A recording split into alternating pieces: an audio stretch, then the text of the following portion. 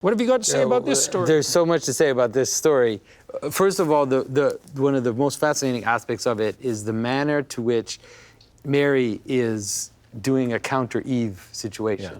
Because it's such a weird thing. If you read just the narrative, she says, change this water into wine, and Jesus says, I'm not ready to die yet. Right. What? And so she is actually acting like she's tempting her son to his death. To his fate, to his destiny. That's what Eve does to Adam. Eve tempts Adam to his death. She's doing the same, but it's a completely flipped situation where it's like he's going to reveal his glory in his death. His death is going to be the redeeming of Adam. It's going to flip the Adam story completely upside down. But it's still, she's the one who's opening the door for him. And it's in service of the celebration of a wedding. That's right. Well, that's the mystery. The wedding of heaven and earth. It is. It's the mystery of the role that Mary plays, because she also ends up being a bride character. What did you say, the wedding of heaven and earth? Right, but I think it's a strong biblical motif of the God of Israel wants to marry his people, this remarkable claim in Isaiah. He wants the people not just to worship him, he wants to become the bridegroom. And so this is the God of Israel coming as bridegroom. The marriage is the reintegration of the original Adam, too. There's that way of conceptualizing it, right? If the ideal human flesh. Right. Mm-hmm. Yeah. And they shall be. Right, exactly. Well, what do you think about life? Isn't he also the wine? The Eucharist. That is to come. Yeah. He's But the it's best 6 wine jars. that comes last. It's a recreation as well. So it's like the 6 days of creation. 6 days of creation. And he's beginning a new world. But the most interesting thing to me also related to how Mary does this is that Mary frames his ministry.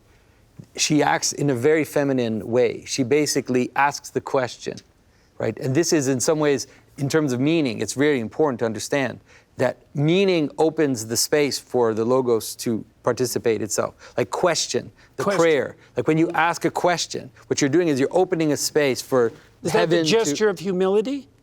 I mean, it's ask a question. It's chaos. Chaos is a what? What is this? What? And then heaven answers this. Right, yeah. And so she opens the frame. She asks a question. We go through this all the time. In some ways, in our lives, often in like my life, that's what my wife does. There's a problem. Mm-hmm. Yeah. And it might be this, might be that. It's like, what's the problem? There's a problem. Open the space. Now, what's your answer? Right? And so there's this weird thing in My Big Fat Greek Wedding. You probably heard this, where the woman says to her daughter, she says, the man is the head of the household, but the woman is the neck. She decides where the man looks. And this is what she's doing. She's saying, now, here's a problem. And you're Reveal not supposed yourself. to provide the answer that just makes your wife happy. Right? You're supposed, because that's what Adam does. He tries to impress Eve by accepting her offer instead of doing what he's supposed to do, which is to name everything properly and put it in its proper place. Right? So that's, as far as I can tell, that's his prideful temptation, to look better than he is for the sake of, even domestic tranquility, but more to impress Eve. So John, the longing of Israel too. I always think that Mary embodies Israel, and like, well, Lord, how long? When will you come? Yeah, Lord, the please. question. Yeah. She's all the prophets, all the patriarchs, all of Israel, crying out to the Creator. Yeah, like act now. We need the new The grumbling, wine, the question, the pleading. Yeah, the pleading of Israel. In light of the wedding issue, which I support Jordan's view on this and its centrality in the biblical view. So here is a thought that I'd like to share with you that is said as a matter of interest that might interest you. Christ is a master at using short, mysterious stories. They change the listener who takes them seriously. The person that you do not think could ever be virtuous, well, let me show you, this is the person who is fulfilling the law and the prophets. I don't believe in that promise. I'll just be honest on this point. Then it hit me. I saw it. This Jew is very frightened of a post-Christian society. The power of love. I don't want to be in a Hallmark card, I tell you. We've got our work cut out for us, gentlemen. I sure hope we're up to the task. I'm prefacing it only because it's always the sensitive issue of the Jews not recognizing Jesus as the Messiah and the Son of God and so on. But I have always felt that one of the obstacles to the Jews at the time accepting Jesus was that he was a bachelor. Jews have no figures of heroic bachelors. And it's just a provocative, interesting thought for your consideration. That's all I'm throwing it out there. I don't know any of the rabbis of the Talmud who were bachelors. None of the great Jews from Moses on. Jeremiah is celibate, isn't he? Well, he is, isn't he? He takes a vow of celibacy. He never ended up marrying. Is that correct? Or, I think so. I'd have to look at it again, but I think he I takes have a to look vow at it of again celibacy. too. Okay, it's exceedingly rare. But it's rare, and you're it's quite certainly right, yeah. not the Jewish Yeah. ideal. So I just. But the thought, image is that this is what happens. This is the madness of the situation. Is that just like Mary is a virgin, Christ's virginity or his celibacy is so that he becomes the bridegroom. The bridegroom of the And the actual word that's used is very striking. the bridegroom of. The world. of the world, Yeah. of creation. Right. I mean, he addresses her guna, woman, which can also mean wife in the Greek, but not as mother or mum. You know, it sets up the archetype. It sets up the invitation to think of her as a. I mean, the kind of heros gamos, that this is some sort of Yeah. sacred marriage of. Yeah. Yeah. People all my life have asked me about priestly celibacy. They're fascinated by it, right? And you know, it's not something that's necessary in the priesthood. There've been for a long time priests weren't celibate. And there are different arguments we can make. I've always found that the most convincing one is Jesus was celibate.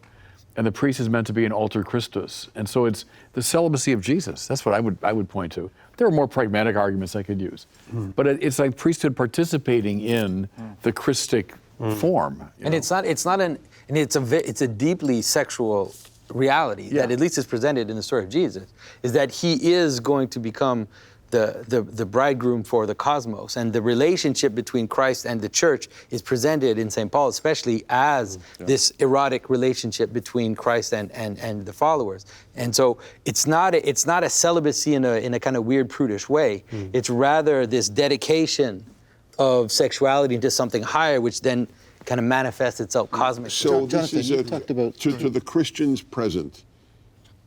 If he were married, do you think it would have taken away from his message?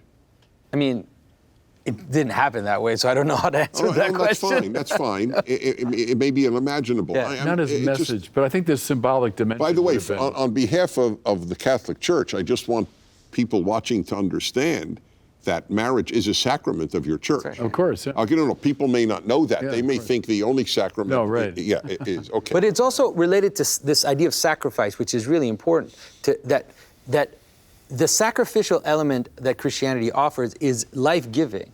And so we say the life of the church is based in the martyrs, right? The life of the church is based in these ascetics. So downstream from the ascetic is actually families with 10 children and like huge burgeoning Service communities. of life And so more abundant. the sacrifice is like this pointing up, which looks like it's a negation, but it ends up being a seed that fills the rest the of the highest world up. union. That's right.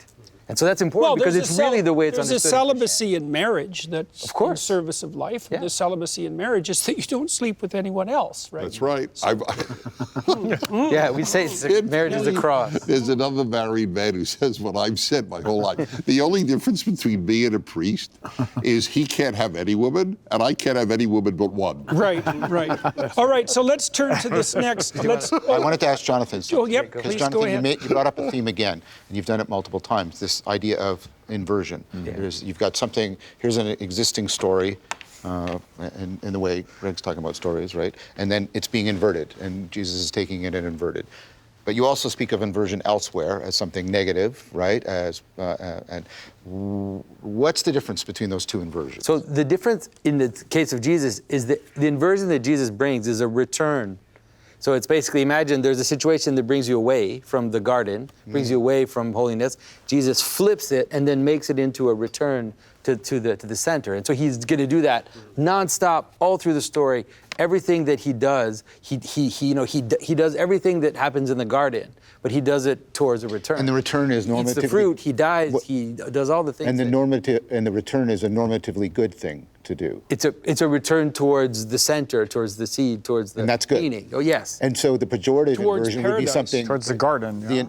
The negative inversion would be something that takes you further away from that. That's right. That's the way that I would I just wanted to get clear on, Yeah. because you used both. You used That's these true. both, and I I wanted do. to know Yeah. which one was which. Inversion in service of what? is Yes. the question. Yeah.